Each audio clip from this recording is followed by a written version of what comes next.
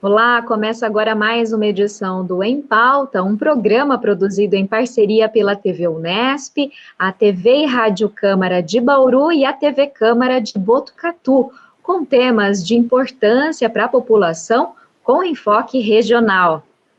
Nesta edição, nós vamos conversar com o diretor de Arquitetura, Urbanismo e Design da Uninove, Daniel Montandon, e a professora do curso de Arquitetura e Urbanismo da Unesp, em Bauru, Silvana Aparecida Alves. Obrigado por aceitarem o nosso convite aqui no Em Pauta. Obrigada, eu que agradeço o convite para fazermos esse diálogo sobre esse tema tão relevante que é a cidade contemporânea. Olá a todos. Bom, e para a gente começar, eu gostaria que vocês já explicassem esse conceito de cidade para pessoas para a gente. O que ele compreende? Então, o conceito de cidade para pessoas, ele coloca em proeminência justamente a dimensão humana, né? Ao contrário da cidade que aumenta a estrutura urbana para a circulação dos carros, a cidade para pessoas, ela é planejada para priorizar e otimizar o caminhar. Esse ponto de inflexão, ele altera profundamente a maneira de ver e vivenciar a cidade, né? E para fazer essa mudança na cidade, né, ao invés de ser a cidade dos carros e passar a ser a cidade para as pessoas, é necessário alterar o desenho urbano. Durante um longo tempo, a prioridade foi a construção de avenidas, ruas largas, para uma melhor fruição dos carros. E o deslocamento das pessoas sempre feito prioritariamente por meio de veículos de locomoção, tanto o carro particular, como o transporte coletivo, né? Isso se deve ao fato da cidade ser planejada com os espaços do morar distantes dos espaços de trabalhar, né? Já a cidade para pessoas, ela prioriza a proximidade de tudo, que faz parte do cotidiano das pessoas. O morar, o trabalhar e os outros equipamentos de uso coletivo. Então, quando a gente pensa numa cidade para pessoas, a gente está, na verdade, pensando, enfatizando a vivência dos conceitos de cidades vivas, seguras e sustentáveis.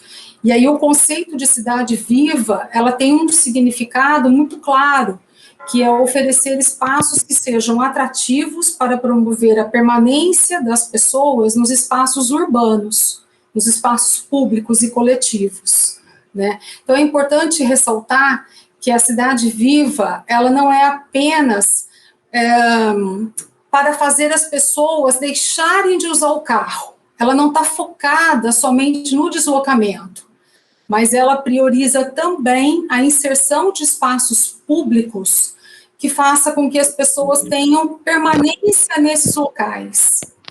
É importante dizer também que para a gente incentivar as pessoas a fazer determinados percursos a pé, a gente precisa conciliar o desenho urbano desses locais para tornar a cidade mais atrativa e fomentar, de certo modo, também essa mobilidade ativa que é o caminhar. Então, a gente está pensando numa relação de cidade entre edificação e rua, né? Fazer uma relação entre as duas coisas.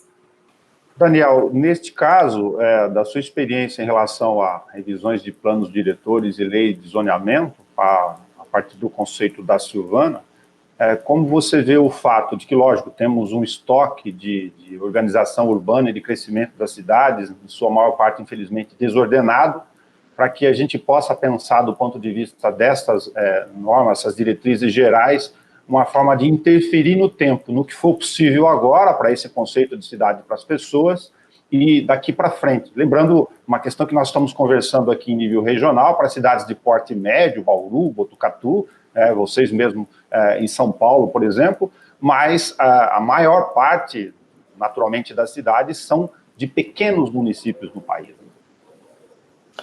Isso. O que a gente tem, no caso do planejamento urbano, é tomar decisão de forma que as pessoas elas precisem fazer poucos deslocamentos no seu dia a dia. O problema não é exatamente as pessoas terem automóvel, o problema é você utilizar o automóvel para tudo. Então, por que nós vimos agora durante a pandemia uma retomada daquele conceito de cidade para 15 minutos? Porque é justamente o tempo que você vai levar, no máximo, para você fazer as suas atividades do dia a dia. Você levar os seus filhos para a escola, você ir na padaria para comprar um pão, você ir no mercado, você ir no cabeleireiro, na manicure. Então, quando a gente está falando na cidade para as pessoas, basicamente a gente está falando de uma questão de mobilidade urbana.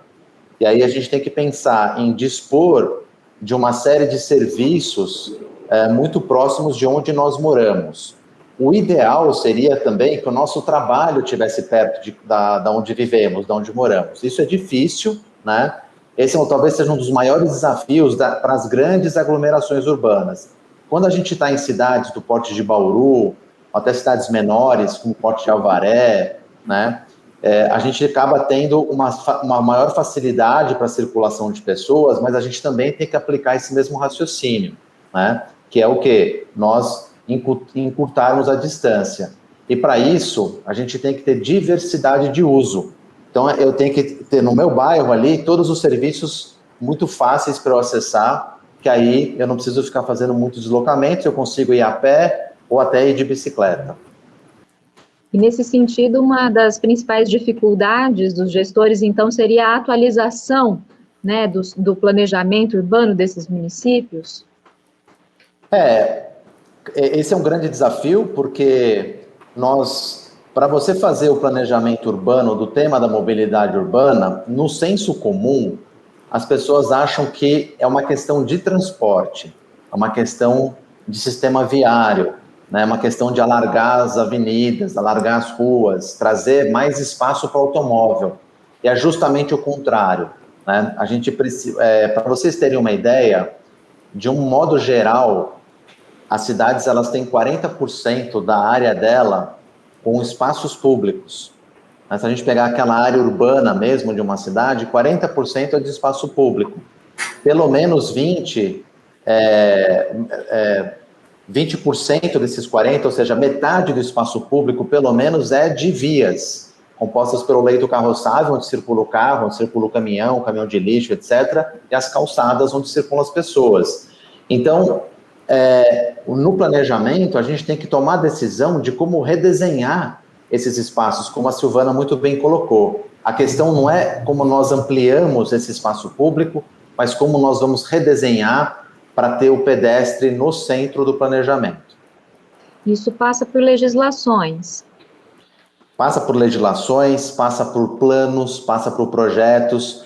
Por exemplo, como que uma legislação ela pode facilitar um zoneamento e um plano diretor, eles podem prever a diversidade de usos, né? Por exemplo, aqui em São Paulo, se você for hoje fazer um prédio de moradia, de apartamento, que ele esteja até 600 metros de uma estação de metrô, de uma estação de trem ou de um ponto de ônibus, você é obrigado a deixar na frente do seu lote uma calçada com largura de 5 metros. E por que isso? Porque você precisa melhorar o espaço para as pessoas circularem, né? As pessoas que pegam o ônibus, que pegam o metrô, elas complementam os seus trajetos a pé, né? Então, a gente tem que ter, né, leis que vão fazer com que você atenda esses preceitos da mobilidade urbana sustentável, mas também é importante o poder público ter ações governamentais que melhorem a mobilidade urbana, como, por exemplo, implantando ciclovia, melhorando as calçadas, melhorando o piso da calçada, enterrando a fiação aérea, colocando arborização. Como a Silvana comentou, tornando esse espaço público, a calçada, um lugar agradável para você circular. Ivana, desculpa, a partir desse comentário do Daniel, para deixar você complementar, mas é só acrescentar um raciocínio, e se tem na cultura do uso urbano das cidades aí, uma espécie de um paradoxo. A gente tem, por exemplo, vindo do interior, uma cidade bem pequenininha, que são a maioria, como eu mencionei, para cidades de porte médio, né, que são como Bauru, Botucatu, nosso entorno aqui, uma ideia incutida ainda no comportamento das pessoas, em parte, de que elas têm que parar na frente do lugar onde elas vão. Isso só para um pequeno exemplo de mobilidade. Eu não quero parar no centro da cidade, em alguma região central de Bauru. Eu quero parar na frente da farmácia com a dificuldade de vagas.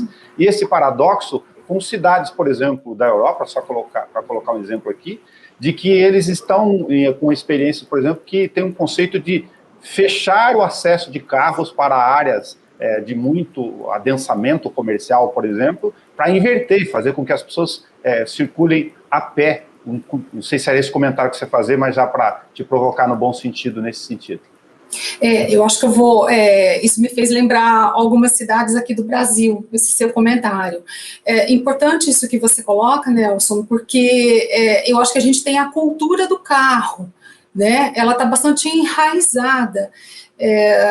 A gente dá preferência para ir a lugares que tenham estacionamento e que esse estacionamento seja na frente daquele estabelecimento, daquele local que nós estamos indo. Acho que isso é uma questão até cultural nossa, pelo fato da gente não ter um transporte público eficiente. Se a gente pensar em algumas cidades de médio porte, você, para se deslocar de um ponto A para um ponto B, às vezes você não consegue fazer uso de um único ônibus. Você precisa, o que acontece em Bauru, né? Dependendo do local que você vai, você tem que descer num determinado ponto e tomar outro ônibus. Eu, por exemplo, não consigo ir da minha casa até a Unesp. Não existe um transporte coletivo que faça essa conexão. Então, isso acaba dificultando e faz com que as pessoas tenham preferência a ter o carro particular, enfim. Quando a gente pensa em metrópole, se a gente estiver pensando São Paulo, Rio, quando a gente vai para essas cidades, às vezes a gente não vai com o nosso carro, né? E chegando lá, a gente acaba fazendo uso do metrô. E muitas vezes o metrô, não pegando em horário de pico, lógico, o metrô é muito rápido e muito melhor para fazer esse deslocamento.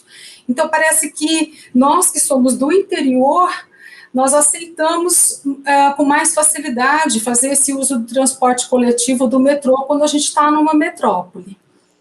Então, esse é um aspecto que eu acho que ele é cultural. E eu falei que você me fez lembrar de duas cidades daqui do Brasil. Uma delas é Paraty, que justamente por ela ter a região histórica, o centro histórico preservado, não pode entrar com o carro, o turista sabe que ele vai fazer o percurso dele a pé. E com isso a gente vivencia o lugar, né? Você desfruta muito melhor do espaço, da rua, da cidade, quando você está num local que você não tem a circulação entre carro e pessoas. Se a gente pensar em Ouro Preto, também uma cidade importantíssima, um valor histórico muito importante, uma cidade turística, mas não há um impedimento da circulação do carro nas vias, e é complicado andar de carro em Ouro Preto, porque as ruas são bastante íngremes, são estreitas, porque justamente a cidade foi implantada num período em que não tinha carro. E o que a gente vê? Por isso que eu acho que é uma questão cultural. O turista circulando de carro, com aquela dificuldade, principalmente na parte mais central, para andar com o seu veículo, né, dirigir o seu veículo, e a pessoa acaba preferindo isso. E eu fiz a visita a pé, eu escolhi fazer a pé. Então eu posso dizer que dá para andar por Ouro Preto inteiro a pé, além de ser muito mais saudável, né, e muito melhor, porque você vai e volta e não fica preocupado onde você vai parar o carro. Por que as pessoas, então, o turista não faz isso em Ouro Preto? Porque a partir do momento que você libera e permite o acesso ao carro, As pessoas acabam preferindo por uma questão cultural e não por uma necessidade. Então, acho que isso é um ponto que ainda vai levar um tempo para as pessoas mudarem isso. Agora, só em relação ao plano diretor, voltando um pouquinho naquela questão, eu acho que às vezes a gente dá muita ênfase para o plano. E o plano, não tenho dúvida nenhuma que ele é importantíssimo, porque, na verdade, é ele que regula, na verdade, e ordena o crescimento da cidade. Mas, se a gente olhar para as cidades do século XX, as cidades que cresceram, e não é só metrópole, as cidades de médio porte, todas as cidades cresceram muito na segunda metade do século XX, principalmente, elas tinham plano diretor. E isso não impediu de que elas crescessem de forma desconectada, de forma dispersa. Porque o plano em si, ele não regula isso, né? Ele não controla isso. Quer dizer, ele tem um conjunto de diretrizes para regular e para controlar. Mas, ao mesmo tempo, a gente não consegue impedir. Primeiro porque a gente tem os assentamentos populares precários, que esses são feitos de forma sem aprovação mesmo, né? E eles estão nas áreas periféricas, justamente onde a terra é mais barata. Mas a gente tem também uma especulação imobiliária que ela age de maneira muito forte na cidade. Então, mesmo que a gente tenha plano diretor, e aí recentemente, algumas pesquisas que eu fiz pela universidade, não só aqui em Bauru, em cidades, em outras cidades do interior, a gente viu que, às vezes, para implantar um empreendimento, eles conseguem alterar o plano diretor e implantam o empreendimento. Então, só o plano, ele não é suficiente para conter essa forma de crescimento. E aí, o plano, obviamente, precisa prever alguns modelos, né? Um dos modelos que eu acho que seria interessante, que está dentro do que o Daniel estava falando mesmo, que é esse uso misto do solo, de você ter próximo do local de morar, tudo aquilo que a gente precisa no cotidiano. Um dos modelos que vem sendo bastante debatido nos últimos anos é o modelo policêntrico.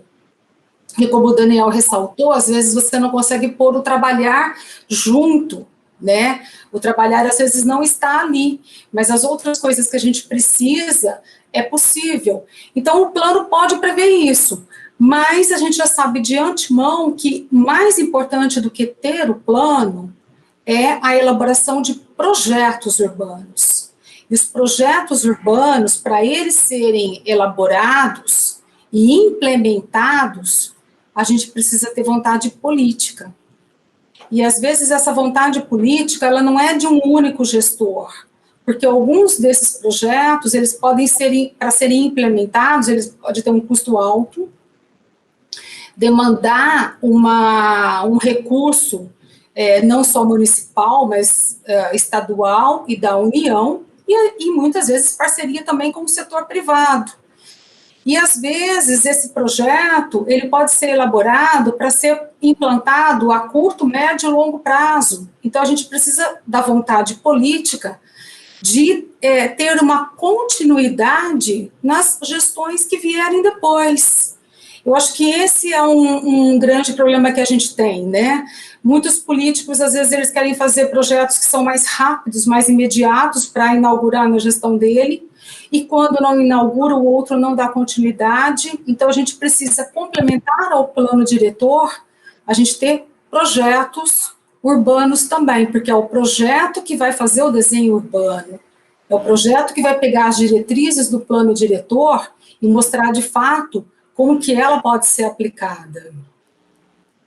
E, nesse sentido, qual que é a importância da participação popular, por exemplo, no desenvolvimento desses projetos e no plano diretor?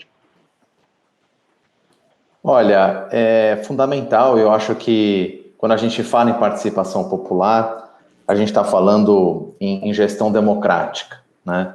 E quando a gente está falando de gestão democrática, a gente precisa pensar o seguinte: nos últimos 2021, o Estatuto da Cidade completa 20 anos. O Estatuto da Cidade, ele é a principal lei do Brasil para organizar sobre a política urbana, que orienta os municípios a desenvolverem o seu planejamento urbano. E a ideia central do Estatuto é fazer com que as cidades elas melhorem, prosperem, só que não deixando ninguém para trás. A ideia é que toda a qualidade que existe na cidade, ela chegue para todas as pessoas. E a gente talvez pode ter percebido ao longo desses anos que, de fato, nossas cidades tiveram investimento em transporte público, elas tiveram investimentos em serviços, em empregos, a gente teve a geração de riqueza nas cidades, mas talvez todos esses benefícios, eles não chegaram para todas as pessoas, né? Então, temos um desafio grande que é não só ter um planejamento em que a gente permita que todas as vozes da cidade sejam ouvidas, mas que, sobretudo, sejam adotadas políticas públicas que elas levem a qualidade para todos, né? No exemplo que o Nelson deu, que foi muito importante, nós temos aí uma dinâmica que os lugares melhores da cidade, que tem mais diversidade de usos, né, que tem acesso a empregos, as boas praças, né, bom supermercado, etc., é mais caro morar ali. Se é mais caro morar ali, as pessoas que têm renda mais baixa vão morar longe. E essas pessoas que têm renda mais baixa vão ter dificuldade de se locomover.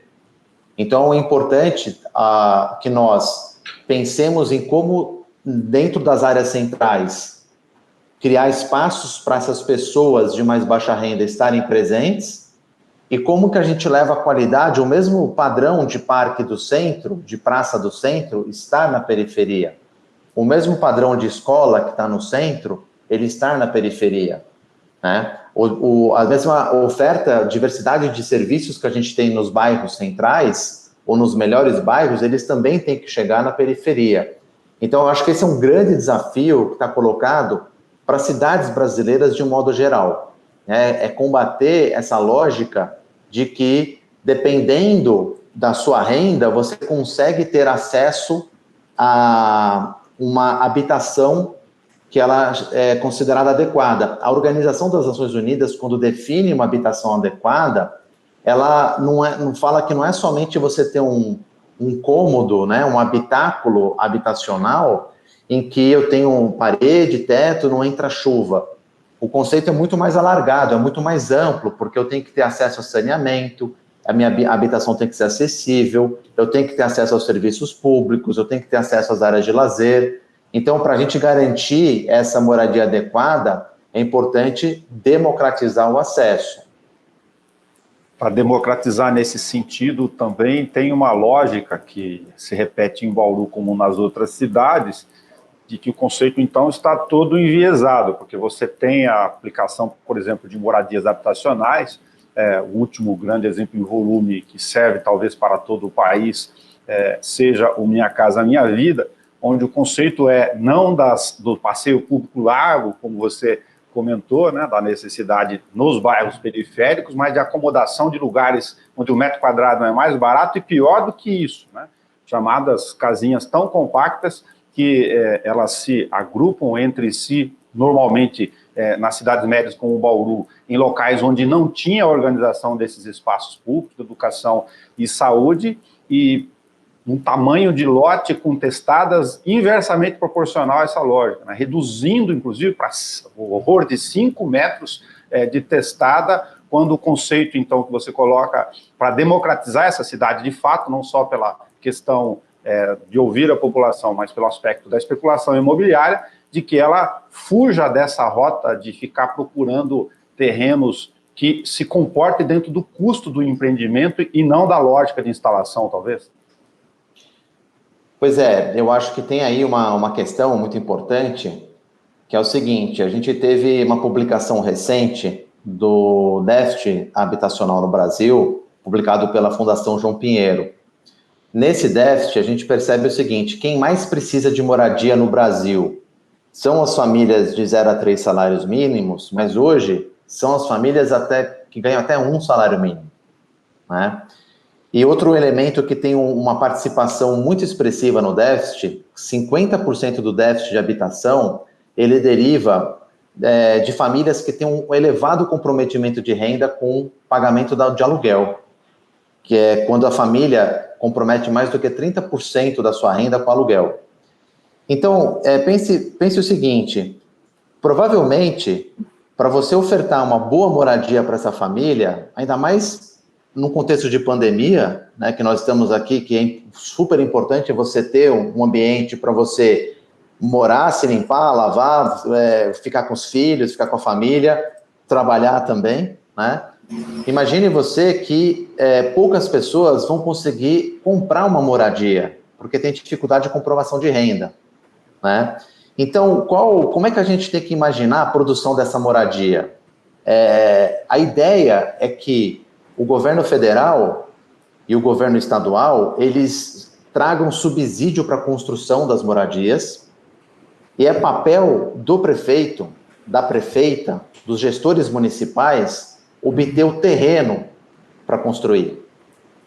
Então, a ideia é essa, porque aí o prefeito ele vai utilizar de uma série de instrumentos para ele conseguir obter terrenos, né, mais bem localizados na cidade, para ele conseguir fazer essa produção de moradia. Então, ele entra com terreno, o governo federal e o governo estadual entram custeando, por exemplo, subsidiando a construção de moradia. Se você consegue fazer isso, aí você consegue, de fato, levar uma moradia a baixo custo para essas famílias que mais precisam, né? Porque quem tem renda consegue comprar uma moradia no mercado, aí, uma moradia já existente, ou um projeto de mais alto padrão. Mas e para quem não tem nada, né? Então, esse é um grande desafio aí que está colocado também para essa questão de enfrentamento da desigualdade.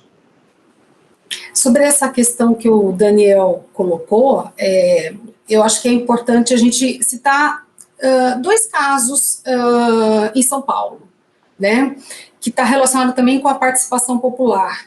Um deles é a Vila dos Idosos. A Vila dos Idosos, ela é um empreendimento que partiu da reivindicação de idosos carentes.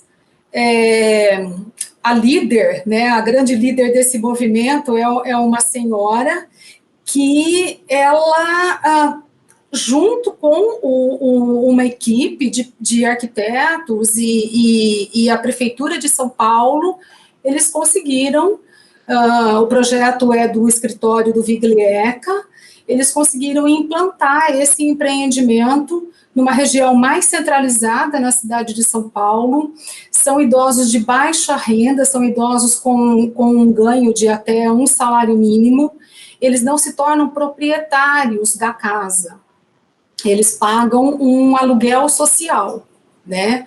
E então acaba tendo esse rodízio de idosos ali. Então, o projeto foi discutido com essa equipe de arquitetos, liderada pelo Viglieca, que já tem uma experiência de desenvolver projeto para habitação popular, também com participação popular, embora ele tenha um escritório atuando em outra área da arquitetura, mas ele faz isso também. E aí, isso é um exemplo de que, quando uma comunidade engajada, consciente dos seus direitos e que batalha por isso e encontra, naquele momento, um gestor, né, no caso era uma prefeita, que se compromete a implementar, a gente vê que é possível ter esses casos bem-sucedidos. Então, a Vila dos Idosos é um exemplo desse, que conseguiu colocar pessoas de baixa renda, idosos, numa região mais central, próximo de transporte público, onde tem o uso misto, como o Daniel tinha mencionado, que é importante você ter a padaria, a barbearia, a farmácia, um supermercado, tudo próximo. Eles conseguem fazer isso a pé, não são dependentes de nenhum veículo de locomoção, e se precisar, tem lá a linha de metrô, linha de ônibus próximo. E um outro que foi implementado é o Palacete dos Artistas, que esse começou numa gestão de um prefeito e terminou na gestão do outro prefeito, acho que o Daniel deve ter acompanhado. Porque terminou, então assim, houve uma continuidade, e que está implantado, pegou uma edificação, não é um projeto, esse não é um projeto novo, é um projeto era um hotel, né, preservado, e dentro foi feita toda uma reforma para adaptar para moradia também para idosos, mas idosos artistas, também de baixa renda, ali na Rua São João, na Avenida São João, então assim, no coração de São Paulo. Então assim, é possível, a gente tem esses exemplos, e o que é preciso é que outras cidades façam isso também, né? Quantas edificações a gente tem, como nesse exemplo da Avenida São João, que estão ali sem uso e que poderia ser dado um novo destino de habitação. E importante nesse projeto é que eles trabalharam com a fachada ativa, né? Então a fachada ativa é colocar o comércio no térreo, que também é importante para promover isso. Então participação popular, gestor público com interesse de implementar e voltado especificamente para um público de baixa renda, mantendo em região central, né? Muito interessante todas essas contribuições. Agora nós vamos para um rápido intervalo e você, telespectador que nos acompanha, fique ligado, porque vamos continuar falando sobre planejamento urbano e como tornar as cidades mais acolhedoras, cidades para pessoas. Nós voltamos já já.